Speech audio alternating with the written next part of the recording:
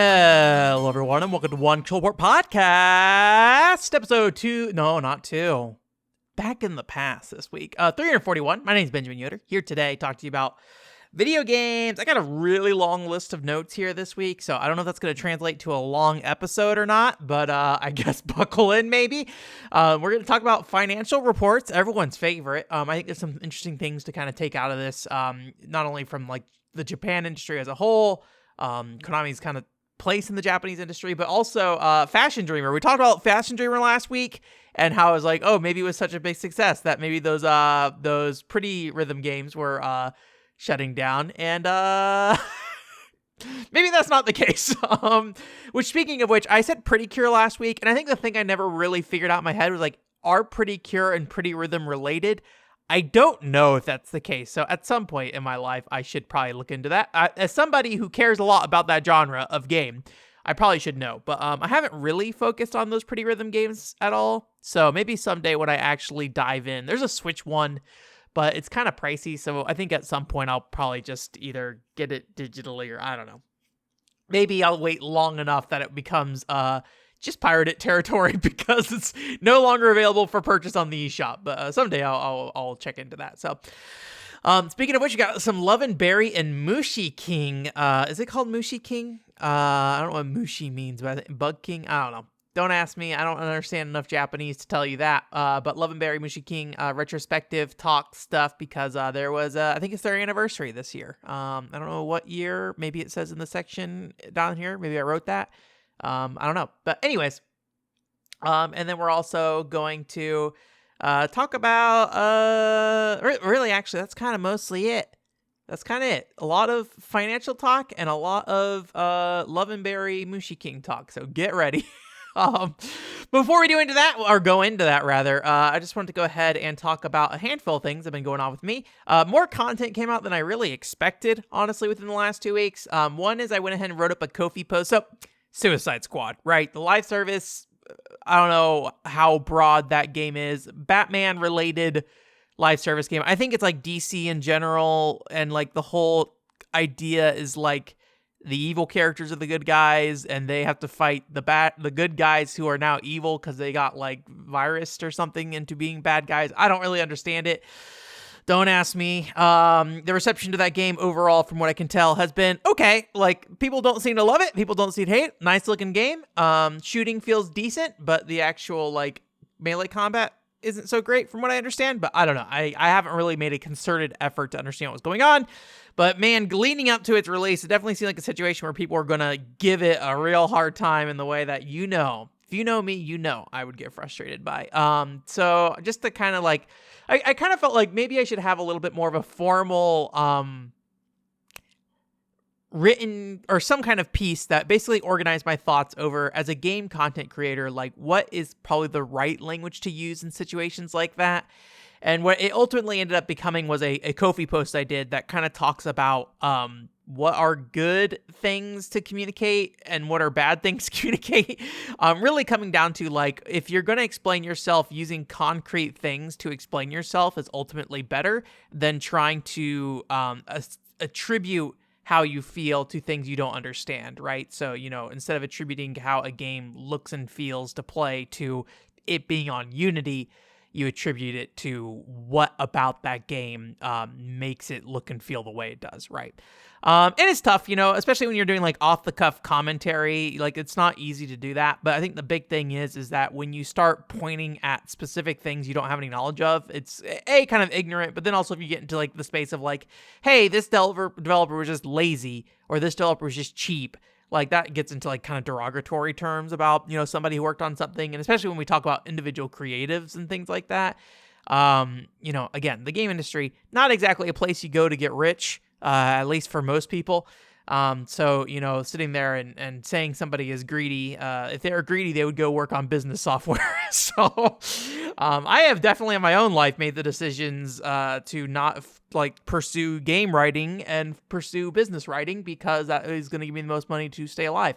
So that's things I have done in my life. But also because, games writing, hard to make money through games writing. But I'm sure eventually there's a point where the amount I would lose doing games writing versus business writing would transition over. But I am nowhere near that amount when it comes to games writing and what I could do for that. So anyways, that's really it. It's one of those things that I have to be really careful about when I say these things. Don't say these kind of things about games, right? What I'm not saying is don't be critical of games. What I'm not saying is don't, express your displeasure about games. I think people often get really mixed up about that. And frequently when I am having these things where I'm talking about Final Fantasy 14 and things like that, people just tell you, just be okay not liking it. And it's and so there's an acceptableness to that, I think, to some extent, right? Where I think for me, if you're writing if you're a gaming commentator, at least professionally, or trying to have some kind of expertise in that space, I think the article literally is the expertise of gaming commentary. I don't even remember the title of it.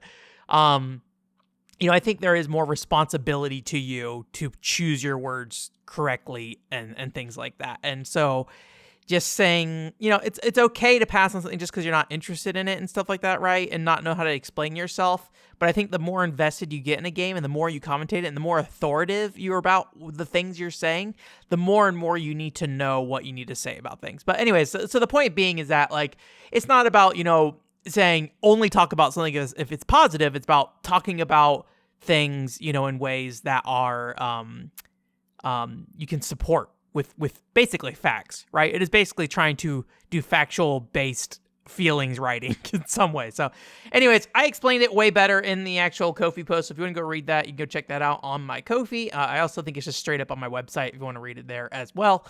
PCFX Fan Club podcast came out. We took a look at kind of the rumors and speculation around the PCFX and also looked into some stuff regarding the Sega Saturn, what Sega was doing. And ultimately, I think the podcast, we didn't really plan on it for it to be this, but it ultimately came out to be, who caused the PCFX to fail. And ultimately, I don't think we really answered the question of that, but that was kind of the point of looking into the things of okay, these are the big things people talk about.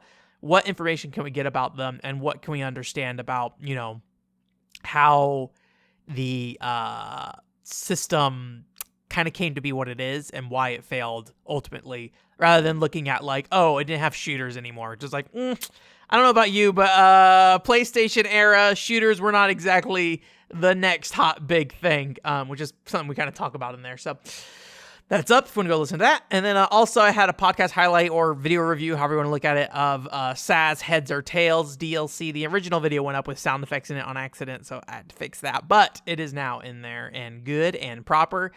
So 3 things since last time. Big deal.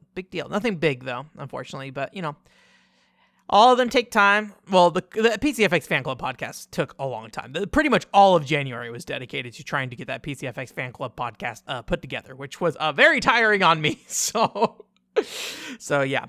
Not a lot of game playing for me still at the moment. I'm hoping to play a little bit more this weekend, but I'm recording this in kind of the first half of my weekend here.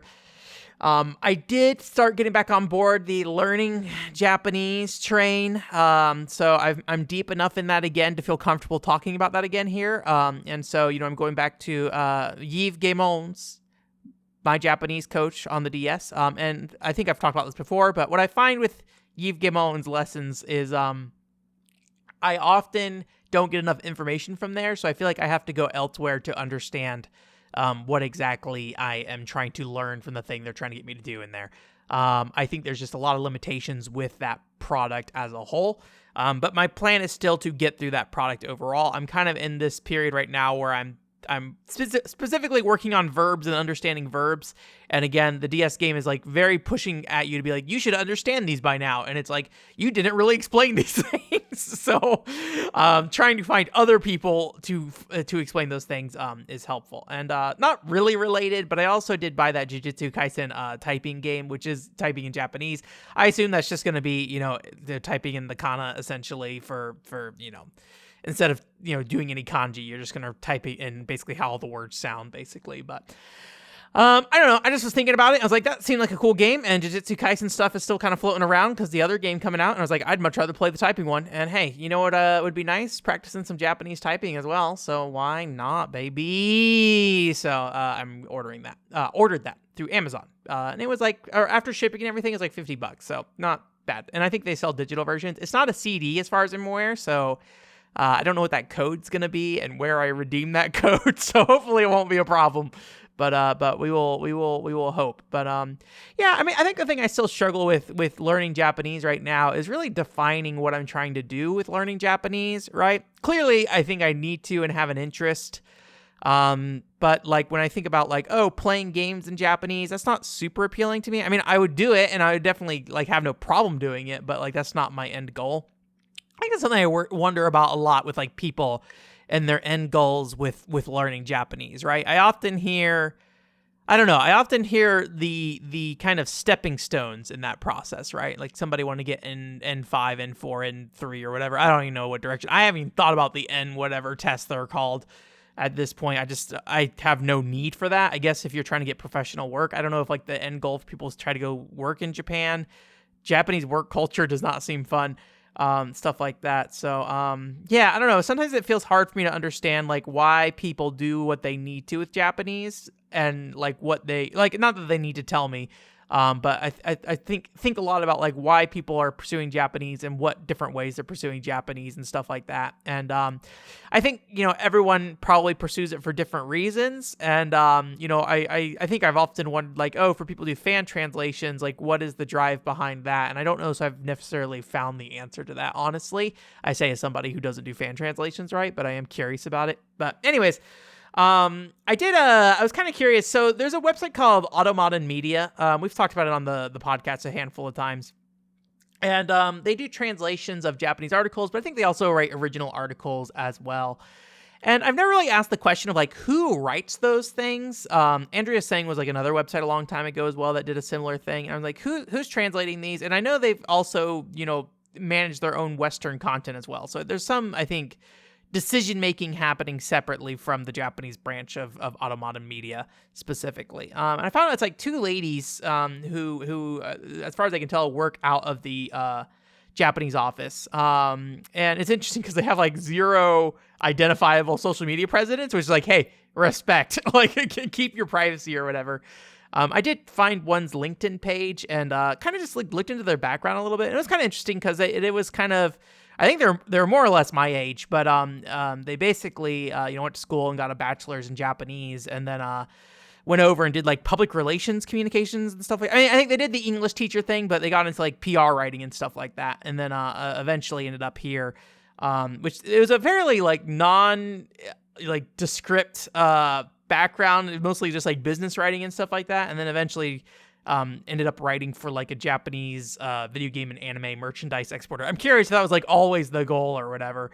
But yeah, so I was just kind of curious like who ended up there and how they did. If it was like a Japanese person who, learned English and now they're translating it back, or if it was vice versa. And it seems like it was the other way where somebody studied, I think in the case of the one I was looking at, she's from the UK specifically. So it was interesting. I won't say their names just because I don't know how up in front they want that to be really. I mean, you can find it if you really want to. But, given they have like zero social media presence, I don't think they want to be communicated with. But it's interesting to kind of see that path, right? And, I think it's one of those things that like, I don't really know what my relationship with Japanese should be going forward, but, I am doing things like reading a lot of like interviews with people in the game industry from Japan. And also I was reading a blog post from someone named, Hanesoft, I think is what it's called. Hanesoft. I don't know if it's supposed to be Hane or like honey. I don't know like what the Japanese spelling of honey is. But it was like a MSX. It was somebody who made MSX like adventure games, as far as I can tell, and they had like a blog post talking about like their all the PCs they got and how they learned that they could do digital art and stuff. And I think that stuff's like super interesting. And I think it's cool that they're out there and upfront and talking about that stuff. And I don't know, it's one of those things that like having machine translation barrier just makes it harder to know for sure what's going on. I mean, obviously, I think to some degree with translation, and this is true for all language, right? Everybody tries to communicate things certain ways, and then you just kind of have to interpret that on your own with your knowledge of your own language or another language, right? And then figure out if you understood what they're saying. And there's a very good chance you're not going to understand what they're saying. Either way, again, a native tongue kind of thing as well. So, I don't know, but like, I don't know if that's like my interest in that is something that is like something I want to pursue long-term. I don't know. It's like something like it would be helpful for the PCFX fan club and stuff like that. And communicating with people in these Japanese fan bases has been like an interesting aspect to me. So I think I always say like conversations in Japanese are probably more important to me. But I guess I don't really know what the end goal is for me to learn Japanese. Not that, you ever stop learning Japanese, but like, what would I want to do with this that would benefit me, I guess? I think it's clear there are many benefits for me, but I don't know what is like my focus. And at the end of the day, maybe you don't need that, but it's something I would like to define for myself sometime. So anyways, it was interesting. One of the articles I read was like Romance of the Three Kingdoms interview with 4Gamer, and that was basically not anything too terribly special, but it was kind of interesting because it seems like the article's bend is basically, or that series bend is basically to interview people who are just kind of more behind the scenes people in the industry, and they're getting old enough where they might retire soon. And so the guy is like the Romance of the Three Kings director or whatever like that. And like, he doesn't really have a huge presence, it sounds like, based off what I was reading from the article. And his thoughts on basically how the company has changed over the last 30 years and things like that, and how development has changed and people's interests in Romance of the Three Kingdoms. And like when they get developers today, like what do they say they want to do when they join the company versus when it was like 20 years ago. One thing he mentioned was the fact that like more people today talk about wanting to make their own thing versus 20 years ago, it was often people coming in wanting to work on a franchise. So somebody would come in saying, I want to work on this franchise and be a part of this, where now it seems like most people are like, I want to create my own thing. Which, there's the indie game space being a part of that too. So it's interesting to see that kind of like change and trend. I don't know how much of that might be informed by him being like a Romance of the Three Kingdoms guy, right? So, how does the Romance of the Three Kingdoms position in the market change, the type of people applying to that job? So, it worked at Koei Tecmo, by the way, is where the company is. Used to, I think Romance of the Three Kingdoms was originally a Koei thing, if I remember correctly. So, anyways, oh, I didn't allude to this at the start of the podcast, but one thing I did want to mention as well, I don't really know if I have a lot to say about this, is Mabin Nogi? Is that how you pronounce that? I think it's a Korean MMO. Interesting situation here with them where this game's been around since about 2004. And, so in the line with, a lot of those old school PS2 RPGs and things like that, it was a PC game though. But they're moving that game over to Unreal Engine 5, and it looks pretty dang good. So it's interesting to see this old Korean PC MMO get like such a facelift from like a 2004 engine all the way up to a 2024 engine, right? 20 years later, and them to commit to that, right? I don't know what the size of this game is, and obviously at the end of the day, screenshots are one thing versus how it actually runs. But it's interesting to see that. One thing that kind of came up when I was reading through the Final Fantasy XI interviews on their anniversary site is they talked to the director of Nobunaga's Ambition Online, which is something that I don't think we talk about much in the West because we aren't really aware of it as much because it's a Japan-only online game for the PS2. But it's a game that launched in the same window as Final Fantasy XI, and there's a lot of interesting things about it. I think I talked about it on the podcast before, maybe. If not, I don't know, but maybe I didn't talk about this before. But today, that is not the point, is to talk about Nobunaga's Ambition Online. It's not the point of today. But the thing that came up in the interview about Nobunaga's Ambition Online was the guy who made that mentioned the fact that they brought the game forward on every PlayStation. And while they didn't have to necessarily do that for PlayStation 5 because it's already a PS4 game and runs on there, they were able to bring the game forward every time. And then he asked in the interview, why did Final Fantasy XI not take that approach, essentially? I'm doing this based off memory, so don't quote me exactly on this. And basically the Final Fantasy XI guy didn't really give a real answer. He basically was just like, we would have to completely rebuild the tool set, which obviously I mean, I don't know anything about development, but I assume Nobunaga's Ambition Online had to go through that same process of rebuild, this game to work on modern hardware. But maybe it's something to do with the back end tools. I don't know that like Nobunaga's Ambition Online can still be used today. Their tool set versus Final Fantasy XI's, which is the problem with that game right now is that the tool set is crumbling and needs PS2 dev kits, as far as I'm aware, to keep going.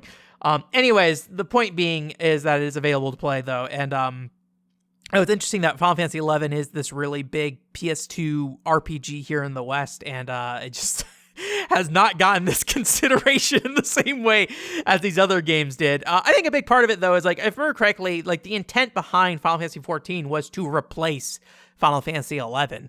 It didn't seem like there was any real plans to keep Final Fantasy XI running, and likely only continued after Final Fantasy XIV launched in the state it did, right? So it's interesting to see, again, I don't want to say everyone, the big players in this space that are still around, still bringing their technology forward, where Final Fantasy XI seems to be in this constant state of peril of not knowing how to, continue to run that game in a way that's feasible, right? So, anyways, interesting thing, but I'm never gonna play. I do not know anything about Mabinogi. My Mabbies in my Nogis is on the way here. I'm just letting words come out now. Okay, let's talk about money. Money. Game data software. I'm just realizing, speaking of money, I don't have a Ko-fi segment in this podcast. I should, what was the question I was supposed to answer? I was supposed to answer a question. Megamit, I'm abusing you this week on accident. I'm sorry. I was supposed to answer a question from you, and I'm just now realizing I don't even have it in the podcast notes here. Let's do a Megamit break here real quick before we get into our main topic. All right, I found Megamit's question. Again, sorry, Megamit, and also maybe I should say, I think it was just Megamit and Demodori who donated this last month. If I missed you, I will give you a super special shout out next week, where I at least say your name twice. But I believe that was it. I'm already in a state of disrepair right now, realizing this. But Megamit, your question actually maybe is somewhat related to what we already talked about. Again, thank you again, Megamit and Demodori, for your support this month on Ko-fi. And Megamit's question was, have you ever thought about moving to Japan at any point in your life? So we just got done talking about the reasoning of why I would want to learn Japanese and stuff like that, right? And I think naturally, and I've been asked this a few times of just like, hey, why not move to Japan, right? It's difficult because you have to think about, I think when I was younger, right, there's definitely the appeal of just like, go to Japan. Why? Video games are cool. And, I think I'm at the point in my life where I wouldn't say I would be a weeb per se. Like, I don't know. Like, what is a weeb in terms of, like, they wouldn't even use that word anymore. It's a very derogatory word back then of just, like, self-deprecating about, like, how much you're into Japan. But I think at the time, the definition of weeb was kind of over-glamorizing Japan. And, like, if you're moving there, you're like, I think it's an anime, and it's all great. And I remember, like, being a kid, I definitely thought that, like, Japan would obviously be the better place to grow up when once you start looking into it. Not so much. I mean, that's true of everywhere in the world to some extent. But, for most part, most developed nations, you're going to have probably a pretty similar life experience, good and bad. I think it's only really when you start getting out of developed nations that things get a little more uneven and stuff like that, which is a whole other conversation. But yeah, so like actually moving to Japan, my challenge personally, because I think there would be a lot of benefit to me moving to Japan. I enjoy my time visiting Japan and things like that. My biggest, I guess like the biggest sticking points for me would be two things.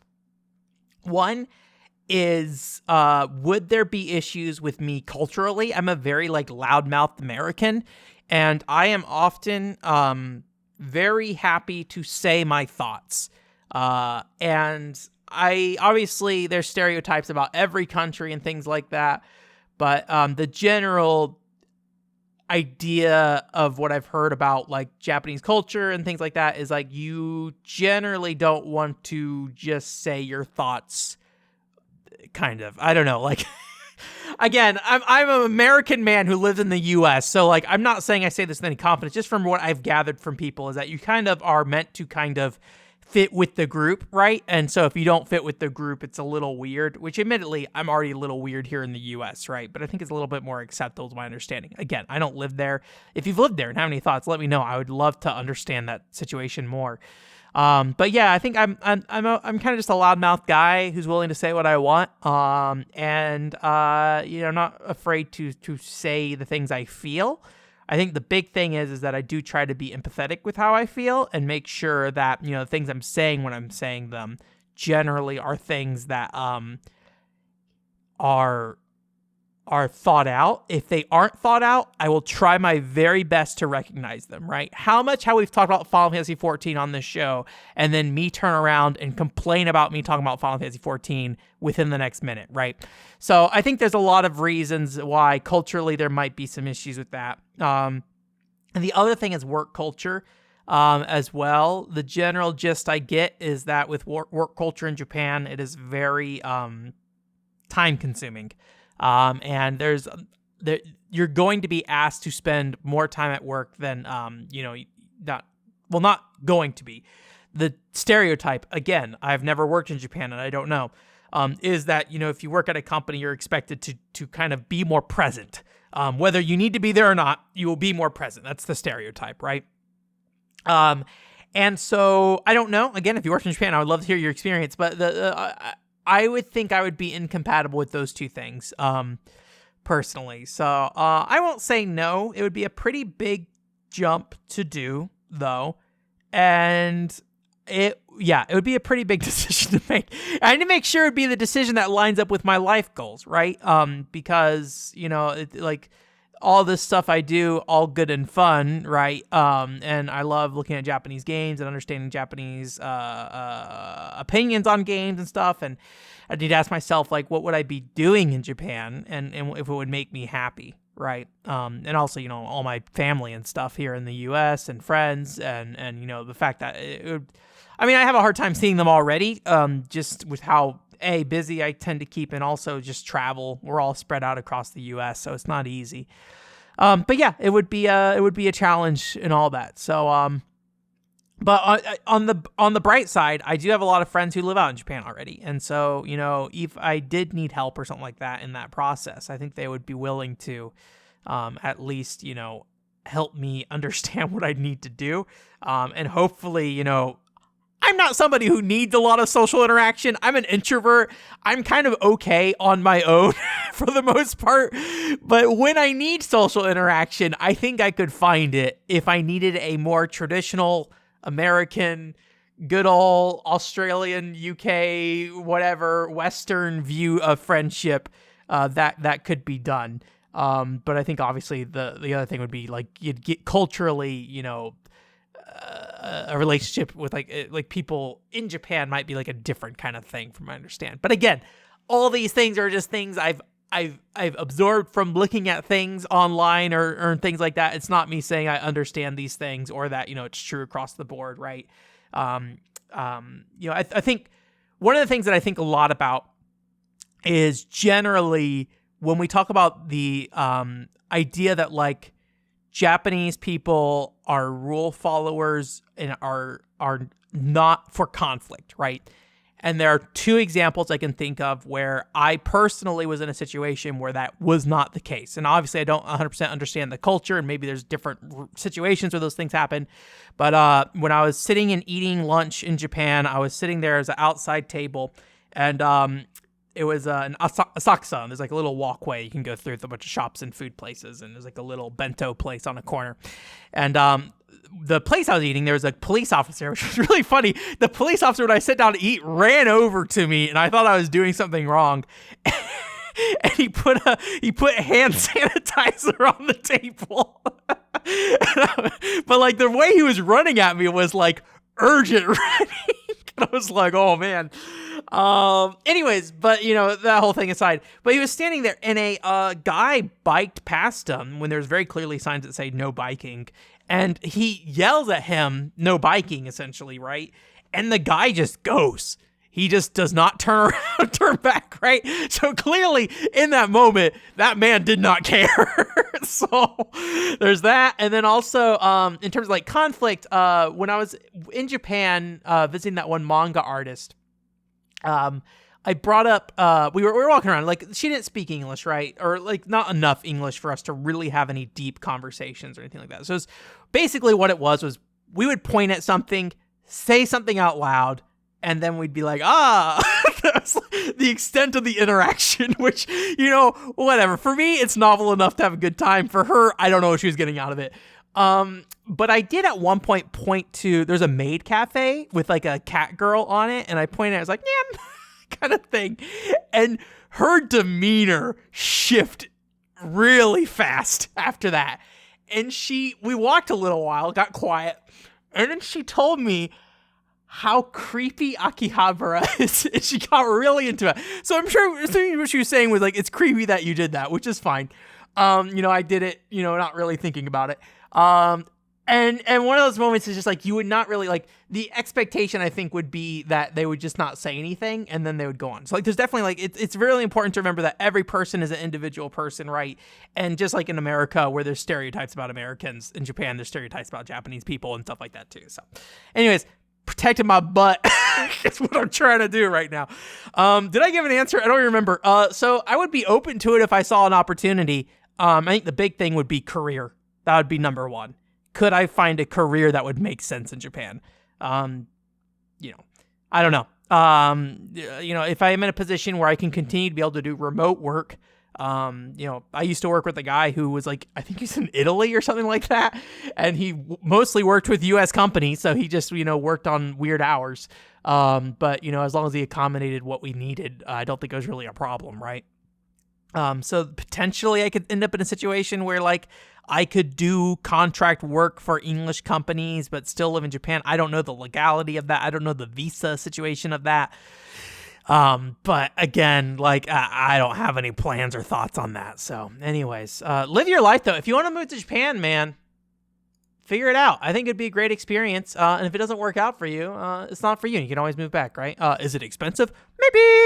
But, if you have the resources to do something, I think you should do it if you feel good about it. So I just don't feel good about it right now. So maybe someday I'll feel good about it. But I'm in my 30s now. So, which is actually pretty young, right? It's one of those things that it's easy to be like, oh, I'm in my 30s. I didn't learn enough Japanese at this point. Therefore, no go. But I've had friends who changed their entire careers, in their 40s and things like that. And I think that's like super inspiring to see.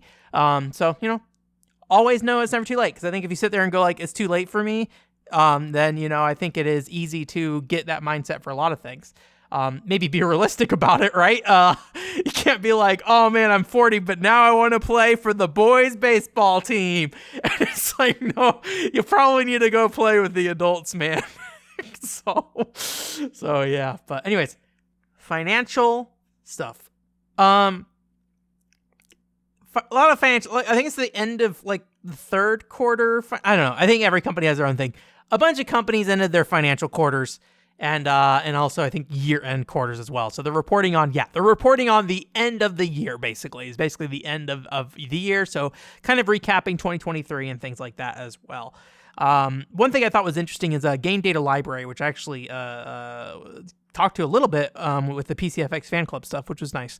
But they recently put up a tweet kind of like analyzing some of the numbers and things like that. And one of the pie charts they had basically was mentioning the fact that like, basically, the software sold in Japan, 84% of it is Switch software. This is physical copies, I will say. So, at least when it comes to console game market, they are still dominating like crazy. And Nintendo is 50% of that software, of software as a whole, I believe, if I remember correctly. So, Nintendo is dominating all that stuff, which I think there's some interesting questions to ask. So if you don't know, the Switch is basically the best-selling software hardware in Japan ever at this point. It surpassed the DS recently. I believe the PSP is below the DS, so I think that it has surpassed that as well. And I think one of those things that I think every fan of something should to some extent be concerned about. I don't know. I think to me, I wrote an article. I used to write articles. I did used to write articles for VG Charts. But a long time ago, I wrote an article for VG Charts that was about how being a loser is being a winner. And it basically was talking about how when companies get big and successful, usually they're less likely to make interesting tries at different things. Like they're less interested in giving up ground on things. They're less interested in, making these kind of like big swings and things like that. So you get kind of like a status quo situation rather than something where you are getting, the kind of best treatment you can. Like I think if you're a Microsoft fan, Microsoft's been doing a lot over the years to try to figure out, how to make you happy. And how successful they've been is a whole other thing. But when it comes to company perspective, I think they're more worried about making you happy than Sony is overall. But anyway, so I think there's always that concern. Nintendo did make a comment about being kind of complacent with the Switch being successful and stuff like that, and they basically more or less said, hey, we've been here before, and we plan to continue to operate with like a sense of danger, I think is the exact quote or whatever. And I've always been wondering, as we get close to the end of the Switch cycle, like how different is the next Switch going to be? And I think if it was 3 years ago, I would have told you probably not very different. But I think now there's a lot of competitors in this space, the Switch space, that is maybe slightly concerning. I think if there was a blanket, 1-to-1 Switch 2, I think it would do well enough at the very least. But I don't think, I don't know if it would. I don't think. I guess what I'm saying is I don't think the Steam Deck would destroy the Switch. I would be very surprised if that turned out to be the case. But anyways, they were kind of talking about continue to innovate and things like that. But I think at this point, Nintendo's going to just keep. I mean, that's just the line you're going to say at a company. I don't think any company would say, oh yeah, we've gotten complacent. So we'll see. I think for me, it's less about words and more about action, but yeah. But one other thing that came up in this as well was, from this data, was third party, well, maybe I should say third party, any publisher that's not Nintendo and their separation of sales numbers and things like that. And basically what their split of the digital market is. And one thing that kind of jumped out to me, and I think the reason why I want to talk about this is kind of conflicted with some of the things I was seeing this week in regards to Konami. Because if you don't know, there's some, I've been keeping track of this, so sorry if I get this wrong. I think Silent Hill stuff has been coming out lately related to some Silent Hill remake stuff and Silent Hill, a new game, and apparently it's not very good or something. And I don't know if it's a full game or just an early access thing. I don't know. I haven't been keeping track of it. People are unhappy about Silent Hill. And people have been unhappy about Konami here in the West for a long time, basically since Kojima got kicked out of Konami, right? And so there's this really big thing about oh, Konami messed up their company. They've ruined their business models around games and things like that. Konami is the number 3 third-party publisher, software sales-wise, when it comes to physical software in Japan on this list, outselling Sony in terms of software. Again, retail software in Japan. So, and also another thing, I was actually looking, this is kind of a separate thing, but this is part of different numbers. But this week, Konami's Baseball Spirits was the number 1 smartphone revenue game. And so this idea that Konami really messed up the game industry and destroyed their game model. Look, I'm not going to sit here. I have not sat here and compared the money they made before versus the money made now. And what the opportunity cost could have been of if you invested more money in AAA production. If anything, AAA production seems to be kind of at a dead end. It seems like you have set number of franchises people are willing to do, and then licensed games the Spider-Man games, stuff like this. And this is something that Phil talked a little bit about in those linked emails as well, of just AAA game production just being a really hard space to navigate now, right? So this idea that Konami screwed up by getting out of it, I don't know. But they seem to be doing well enough. I don't know if that resulted in profit. Ultimately, your revenue does not mean profit, right? The number of units you sold doesn't mean profit, right? Most games could sell 7 million copies and be profitable. Spider-Man 2, you couldn't. You have to make 7 million copies sold and to break even, right? So there's a lot of different ways games can be determined to be successful, right? But yeah, Konami, surface level wise, seems to be doing fine. I think the problem is that in the US, in the West, and in English speaking areas as a whole, Konami is not visible in that success, right? So we can't look at their arcade games. We can't look at their mobile games. We can't look at their, whatever, right? Their Momotaro Densetsu, right? Like, how much of those Switch sales were Momotaro Densetsu? Like, I'm going to guess a lot of them. So I don't know how many other Switch games Konami put out in that time frame and how successful they were. But, they seem to be doing all right. So it's just something to keep in mind. I understand why people are upset about Konami and how they operate, but I think it's, again, coming back to the thing of just like, look, I'm not going to sit here and say I understand if Konami is successful, but there are other data points here we can look at and pretty immediately see they are at least in these top areas in retail software in Japan, and then also smartphone revenue this week at least. Smartphone revenue, I will say, goes up and down a lot. So, yeah. Anyways, I just want to get into that. So that's really all it for general Japanese game numbers. One company I want to highlight in specific outside of Konami is Marvelous. Specifically, they talked about Fashion Dreamer. Now, if you remember correctly, last week I talked about Fashion Dreamer, and I kind of alluded to the idea that like the information I saw seemed to be implying Fashion Dreamer was doing pretty dang well. Guess what? The information I saw did not roll out. This is one of those situations where it can be on the top of a chart, but it doesn't necessarily mean that it was successful per se. So the game sold 500,000 copies worldwide, as far as I can tell. I believe that is both physical and digital in that case. 60% of those were outside Japan, as far as I'm aware as well. So mostly in the West is where it sold. So I think the breakdown is like 300,000 in the West and then 200,000 in Japan. Overseas, specifically, I should say, for the West, because I don't know how they categorized that exactly. So, but this was less than what they were expecting. Now, it doesn't sound like it was maybe unprofitable. They said it was successful to a certain extent, but they basically said it wasn't selling at the rate they wanted it to do, and it was slower than expected. They do see it as like a IP that they may continue to work with. So, again, doesn't seem like the hugest downfall, but it basically sounds like they were expecting more. And like I was wondering, well, what? Because like 500,000 copies seems like a decent amount for a fairly niche game. And so I kind of want to compare it to Style Savvy sales, because that's kind of with Sin Sophia being a part of this, I think that's probably the barometer of where they were probably looking for sales numbers for, a dedicated fashion game on Switch. I don't know what like games like Nicola sell on 3D or on Switch. Maybe they're a different, kind of penetration, but I feel like Nicola does not exactly have the mainstream push that calling Marvelous mainstream is another thing, but I feel like Marvelous is going to push their games harder than Fuyu with Nicola, right? I know I haven't really explained what Nicola or For You is. We're going to just pass by that. Anyways, the point being is I looked into VG Sales Wiki, which I'm going to say did not look into these sources, so take these numbers with a grain of salt. But their numbers for Style Savvy was basically the original DS game sold about 3 million. Trendsetter sold 1.5 million. That's the first 3DS game. So that's like a 50% cut in sales. Fashion Forward, second 3DS game, cut down to about 1 million. And then Styling Star was about 450,000 units. So you can see why Style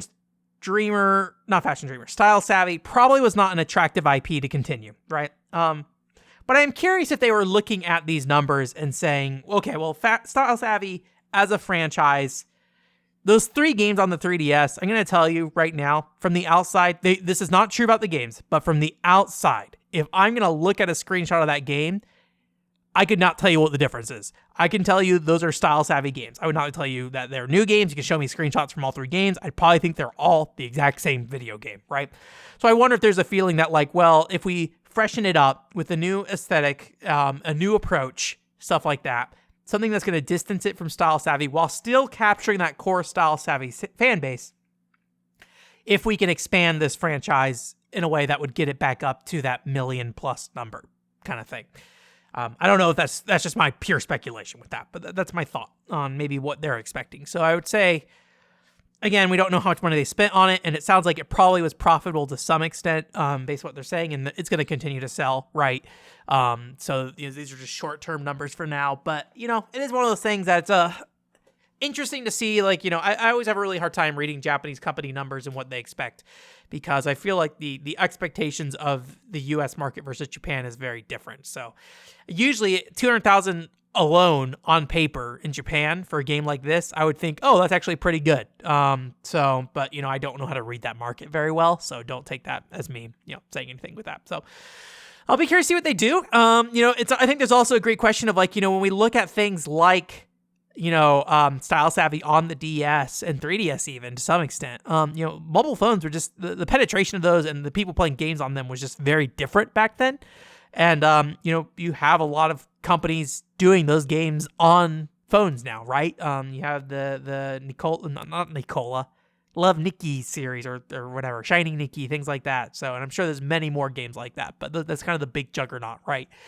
So, it's one of those things that I think is it's interesting to think about exactly why this type of game maybe didn't succeed on the Switch. And I honestly, personally, I know a lot of people have a lot of problems with how Fashion Dreamer turned out. I'm not going to say it has no role in the sales numbers. I suspect the people who were expecting Style Savvy out of this game exactly probably are in the minority, if I were to guess. In terms of the potential market of what they're trying to reach. Maybe not so much the people who actually bought it, but the potential people who would buy it.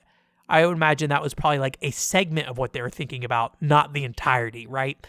And so I don't necessarily know if that had that disappointment had a huge impact on sales. But I don't know. I saw someone recently played Fashion Dreamer first and then went back to Style Savvy. I didn't watch the whole video because it kind of started to ramble on a bit. Says the man rambling on a podcast right now. But I definitely thought that was kind of an interesting perspective to have. But it seemed to be more about discovering Style Savvy. Maybe that's the thing, is that I didn't really necessarily have a lot of interest in somebody discovering Style Savvy from Fashion Dreamer. I think the bigger thing for me would be somebody who liked Fashion Dreamer that didn't play Style Savvy. That'd be the topic I'd be interested in.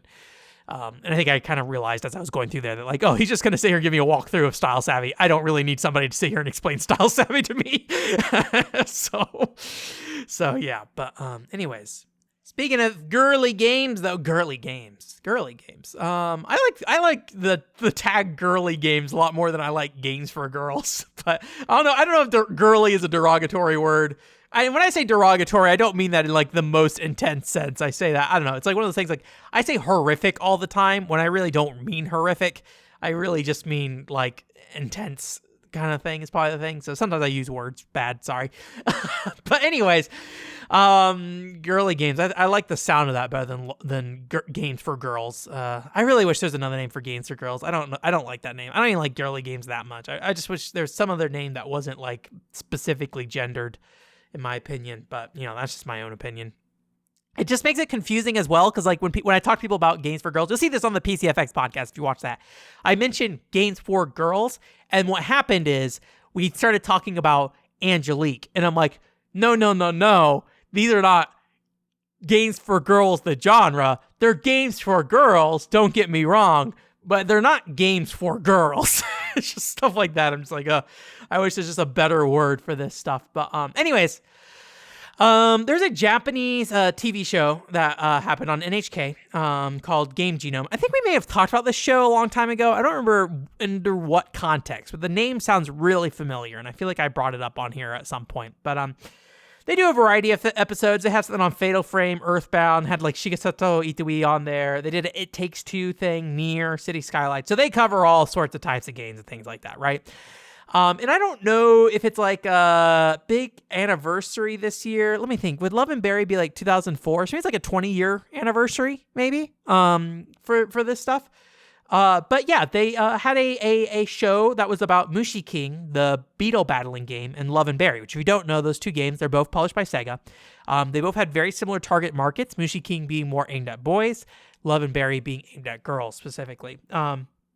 And they also were using the same hardware as well, and they were based around, collectible cards, right? And it's kind of where the genre, the Japanese labeling of the genre, collectible card games comes from. Another genre I've got kind of some beef with, because I think while the cards are an important part of that from the arcade perspective, when you bring that to the home with Love and Berry, or not Love and Berry, what's that game called? Happy Dance Collection. The definition kind of falls apart despite it being a very similar game, but that's the genre. Story of genres, right? But they're both kind of early implementations of that alongside some other franchises as well. But yeah, so basically the show, I think it's like an hour long, and they basically brought on people to talk about these two games. The focus of the show seemed to be kind of this idea of growing up with Mushi King and Love and Berry. I think the machine translation was like Love and Berry and Mushi King on the stairs to adulthood or something like that. So, but they brought on some interesting people. Some fashion model who likes Love and Berry came on. They also brought someone on for Mushi King. I don't know if I specifically noted who that was, unfortunately. But Love and Berry, I believe it's the same fashion model who did the photo shoot with Love and Berry about a year or so ago. So. But for this, I assume 20th anniversary of Love and Berry, they've been doing various live streams, Twitter posts on Sega, all that stuff, right? Again, bring back Love and Berry in your revivals program, Sega. Jeez, you care about it so much, yet you won't give it to us. The Mega Man problem with Love and Berry. Anyways, we've been doing a bunch of this kind of stuff, and I think basically the summary of the show is that these were games, like what made these games notable, again, this is the show saying this, so I'm not necessarily making these claims myself, were arcade games specifically aimed at children was rare. And basically, most arcade games were aimed at older boys and girls. So when we talk about children, I think we're talking about the younger edge of that spectrum when they talk about that. And they talk about like the locations and things like that, and how game centers were less of a focus for games like Love and Berry and Mushi King, and that's why you end up in like shopping centers and things like that. Which, if you remember last week, I was talking about Dragon Quest Crossblades and having to go to shopping centers and things like that to play Dragon Quest Crossblades. So it seems very true of that today as well. Kids basically playing at places that are not necessarily dedicated for people coming together to play games and things like that, right? But yeah, they kind of talked about it having kind of that laid the foundation for arcade trading card games, and talked, about various aspects of the system. If you don't know, Machine King's kind of like a rock, paper, scissors kind of bug fighting game kind of thing, which, if you don't know, bug collecting and I think to some extent bug fighting in Japan is like a kind of a kid's kind of pastime in a lot of ways. And if you there's a reason it's in like, My Summer Vacation and stuff like that, because it seems like it is a popular thing with kids, at least of a specific era, right? And one of kind of the fun things they talked about was like, because you have 3 buttons on the system, and so you basically have to choose which action you're going to take with your Beetle once you scan your card in and stuff. And so they showed pictures of kids putting towels over their hands so it covered your hand. So people on the sitting beside you couldn't see what you were putting in. It is the most basic implementation of John Madden's play selecting on the VMU for your Dreamcast, but instead with towels on your hands, which I thought was kind of funny, kind of thing. But they talked a little bit about that game. That one I think was the big kind of dialogue behind that was basically creating scenarios where even if you don't have the best Beetle, you can kind of come back, right? I think it's very like Mario Kart kind of sentiment as well, of just like, there's always the chance that even at the last little bit of health, your Beetle can push through and overturn the other player and things like that. So I haven't played Mushi King to really say how that shows in the gameplay, I will say. I don't know if there are. I think there's a DS game based around it. I don't 100% know, and I think it might use a similar scanner. I really need to get a Love and Berry scanner at some point for DS so I can finally go on my Love and Berry journey. But anyways, so they were kind of talking about that being kind of the background of that game.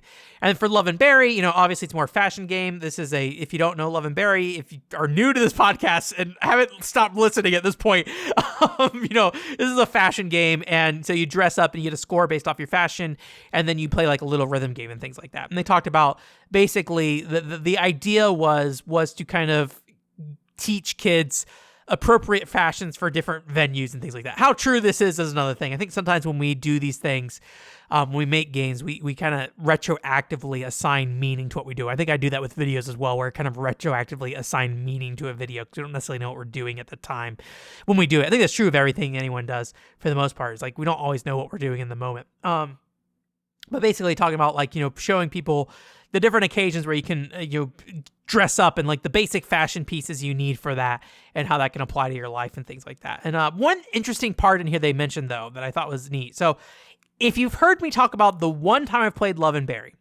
I complained about the fact there are no music note trails. So basically what happens is this little, I don't know what it's called, tambourine or something like that, shows up on screen, you hit it, and it goes bing, right? Little disc with little bells on the side of it, or whatever you call them, little metal things, metal circles.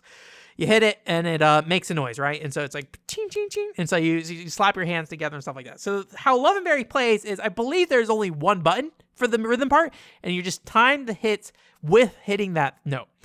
And the problem when you don't have like music note trails is that the only way you can really learn a song is by memorizing it. Otherwise, it's all reaction. However, despite me complaining about this, and I think me being like, looking at games of that era that frequently were like that, and I often will complain about that aspect and be like, oh, music notes aren't here. Music lines to the notes aren't here. So it's one of those things where I'm just like, it'd be nice if that was there.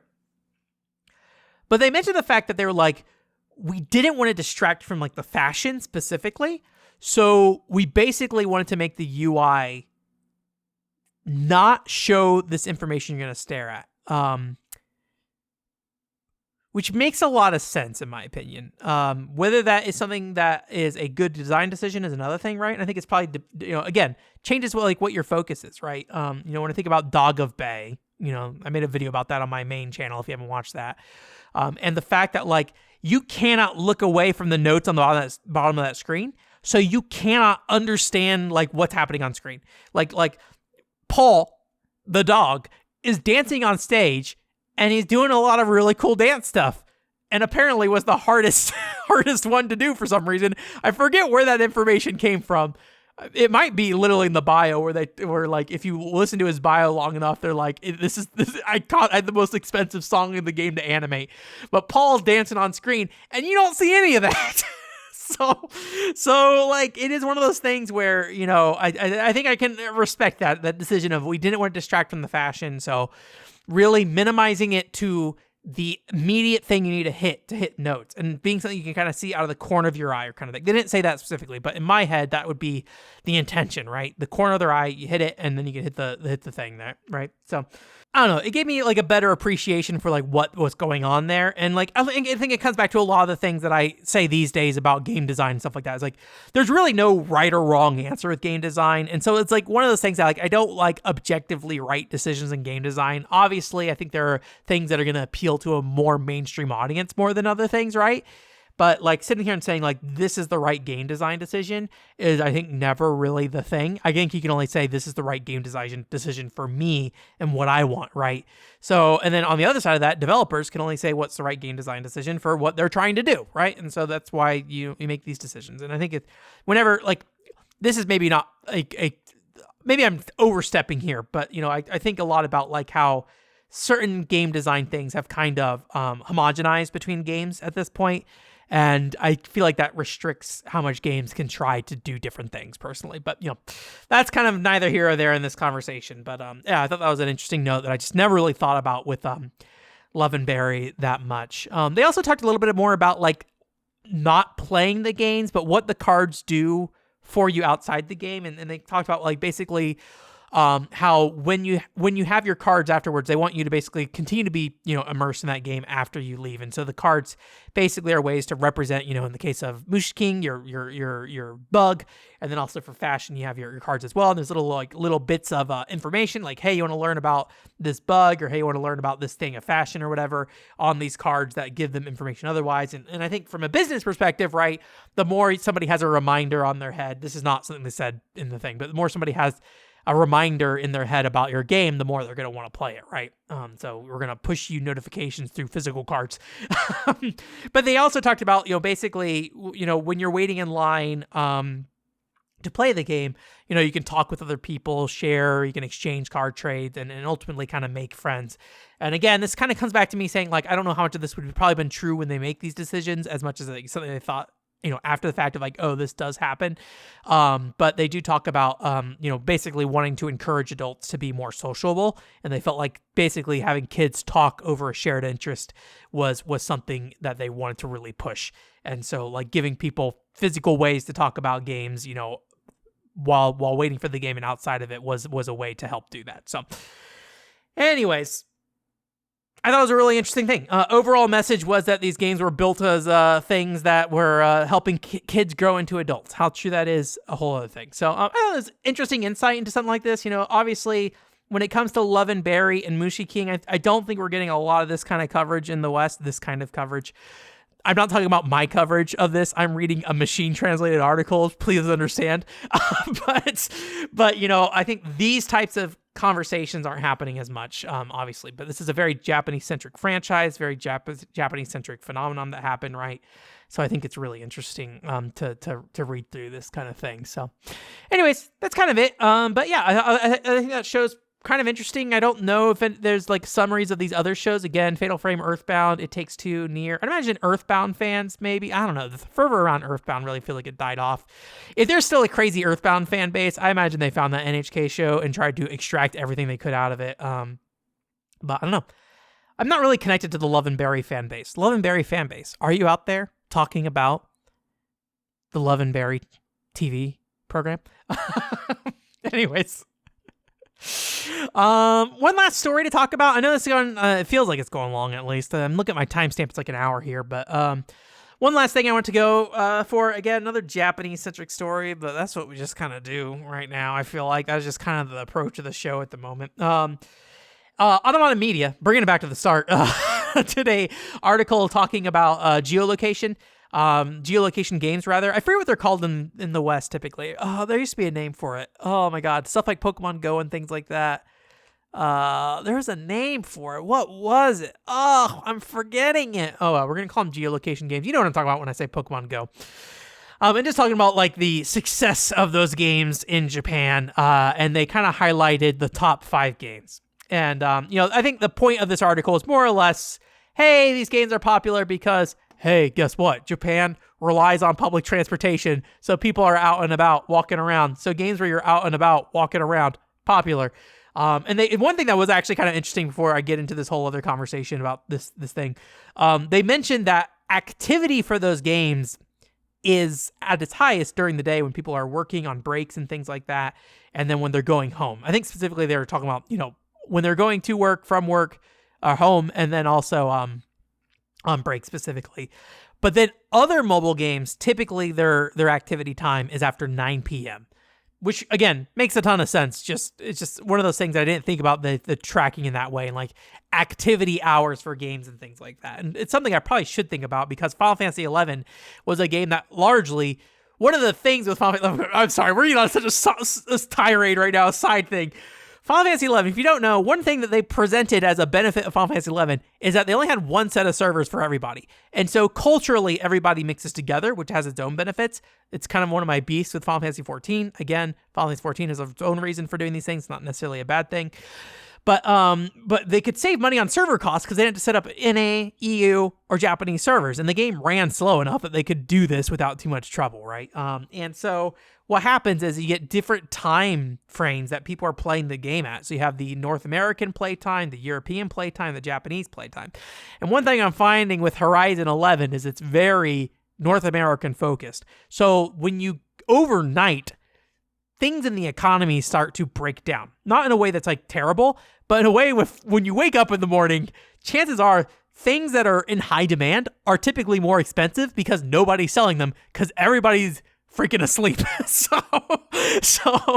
So basically, like, crystals really dry up overnight, which are used for crafting things, used for crafting basically everything. And so the prices get super high in the morning. But then when you start getting to the end of nighttime, when people are trying to, like, they're wrapping up, they're listening to stuff on the auction house, crystals are a lot more prevalent and the price drops. So there's this really big up and down dipping of parts of the economy in Horizon 11 that I don't feel like we're a part of Final Fantasy 11 because I think European and Japanese player bases are there. There's my side segment. Let's get back to what we're talking about. So the top 5 games they talked about was, if you don't know, Dragon Quest Walk is the biggest one. Dragon Quest Walk has surpassed Pokemon Go for a while. I think it's 2 times the size of Pokemon Go. I don't remember. I'm not looking at the chart off the top of my head. Don't quote me on that. Go look at this Automata Media link in the description if you really want to know. Pokemon Go is the second one to that. And the third one is Monster Hunter Now, significantly lower than those first 2 games. There's a very clear difference in the market there. But number 4 is a game I did not know about, and this is called Ekimemo. And I've not looked into what that means. Probably train memo. I don't know. I don't know what the Japanese word for train is, but eki sounds like it would be. I don't know. Don't ask me any questions. Stations? Don't ask me anything. I don't know Japanese. I stopped studying Japanese years ago and only recently restarted, and I have not bothered looking into some of these words. Anyways, but yeah, it's one of those games where you can use basically geolocation to go to different train station and you collect different like anime characters and stuff like that. I don't know if they're like actual anime characters. I did not look into it super deep. I get the feeling that they're like mascot characters for the train stations. If you don't know, I passed by a very handsome man mascot character at I think the Ikebukuro train station or something like that. Anyways, some of these train stations have mascots and things like that. And I was actually looking at a Wii U game recently as well. I forget what it is. The translated name is Local Railroads, Local Characters, and a Journey All Around Japan. It looks very cute. I'm very interested. Anyways, a Japanese board game, something I continue to think about playing, and I have some, so I just need to play that. I have like Hardworking People on the Wii or something like that. But yeah, so it's like that kind of thing. And there's like a 3DS game that was also very similar to that. But yeah, it's a very Japanese specific thing. And I just had no idea that it existed. So yeah, fourth biggest geolocation game in Japan. But significantly lower than Dragon Quest Walk and Pokemon Go. But every other game is also significantly lower than those two games. And the fifth game is Nobunaga's Ambition. The what's it called of that? The geolocation game. Let's say I wish I could remember the name of what it's supposed to be. I'm sure after this podcast I'll remember. Don't message me later and say it's this pen. I will have either forgot I cared or figured it out after this. So anyways, that stuff is just all kind of interesting. So one thing I haven't also thought about, sorry, this is like a side traction entertainment expo going on this week. This is welcome to my convention where I literally cannot stay on track for this entire podcast. I don't know the flexibility of the Nobunaga Ambition franchise. I cannot tell you what normal Nobunaga's Ambition looks like, but B, there's a Nobunaga's Ambition online and a Nobunaga's Ambition geolocation game. I don't know what the normal ones look like, and how many spinoffs are there? Does it have any relation to the Romance of the Three Kingdoms series? I don't know. All that like stuff. I feel bad. If you want me to be like culturally completely ignorant of things, all those like Chinese and Japanese, like old-timey China and Japan games, I have a hard time telling what of them apart. I literally have no idea which ones are which. Dynasty Warriors, Chinese, got it. Samurai Warriors, Japanese, got it. Show me screenshots of those games, could not tell you the difference. So there's a place that I could definitely better understand the differences. Obviously, I understand they're two different countries and two different backgrounds. I'm not saying, it's all the same. But like surface level wise, it's kind of like Korean and Chinese for me, where like if I hear Korean and I hear Chinese being spoken, I have not been exposed enough to either of those to be able to tell them apart. Japanese, I can hear like a sore thumb though. So, but I listen to a lot of Japanese, right? And ideally, no more Japanese because I studied it. So anyways, this is kind of a rambly show, but I thought it was all kind of interesting stuff overall. So I hope you enjoyed that. And yeah, we'll see what happens 2 weeks from now. Again, sorry for like the thrown together Kofi segment. Jillian, your corner name got booted this week just because I wasn't thinking about it. So what did we call it? We called it the Megament break or something like that. Breakdown. I don't know what I said. Whatever that is, Megament, thank you. That was Megament's second question. Hopefully that was a acceptable response to you, Megament. But yeah, I had forgotten to put the Kofi segment in here, and I realized I was going through. I was like, oh, wait a second. I forgot to put it because I don't appreciate you. Anyways, thank you again, everyone who supported me on Ko-fi. Again, you can support me on Ko-fi and ask questions if you want. We're going back to Jillian's Corner next week if we don't get any questions. We got about 5 more questions in Jillian's Corner. And then from there, we don't know where life's taking us. Somewhere. We're going somewhere. Anyways, in terms of content coming up, nothing really strong planned. I don't have another podcast highlight till the month after March. So I don't have any immediate plans to do any Ko-fi posting. PCFX fan club's on a hold for now until we do our next episode. Yeah. Basically, I ain't giving you anything. So please enjoy your moment of nothing. I'm going to maybe play Grand Blue Fantasy Relink here shortly. after I edit this podcast, and I should get my groceries around that. I started doing delivery for groceries. I don't want to get into why. There's a reason. It's not the best use of money, but I have a reason for doing it. So very important. Anyways, I'm going to leave you guys. OneControlWorld.com is the website. Check it out if you want to go see what's been up lately. Everything should be there from the last few weeks if you want to check it out. Otherwise, enjoy your next 2 weeks of your life. Hopefully something good happens to you. Maybe you'll move to Japan. Bye.